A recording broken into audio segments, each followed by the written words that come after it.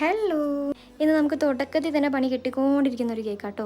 അവർ നമുക്കൊരു ഫോട്ടോ അയച്ചു തന്നിട്ട് ആ സെയിം കേക്ക് ഉണ്ടാക്കി തരാനാണ് പറഞ്ഞിട്ടുണ്ടായിരുന്നത്.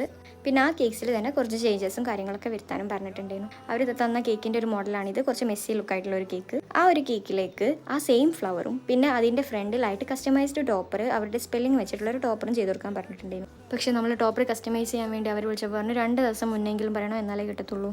അങ്ങനെ അത് ഫ്ലോപ്പായി. അങ്ങനെ ഞാനത് അവരോട് പറഞ്ഞു. അപ്പോൾ അവർ പറഞ്ഞു, എൻ്റെ പൊന്നു താത്ത, എന്നാൽ പിന്നെ നിങ്ങൾ ആ ഫ്ലവറെങ്കിലും ഒന്ന് കറക്റ്റ് വെക്കണേ.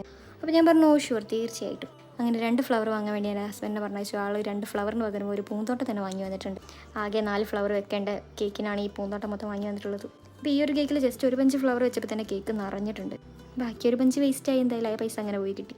അങ്ങനെ അവർ പറഞ്ഞ ഫ്ലവറെങ്കിലും കറക്റ്റ് കിട്ടിയല്ലോ എന്നുള്ള സന്തോഷത്തിലാണ് ഞാൻ. അങ്ങനെ ലെറ്ററിന് പകരം നമ്മളൊരു കപ്പ് ടോപ്പർ വെച്ച് അഡ്ജസ്റ്റ് ചെയ്തിട്ടുണ്ട്. അവർ പറഞ്ഞ ലുക്ക് അല്ലെങ്കിലും ഈ ലുക്കിൽ അവർ വളരെ ഹാപ്പി ആയിരുന്നു.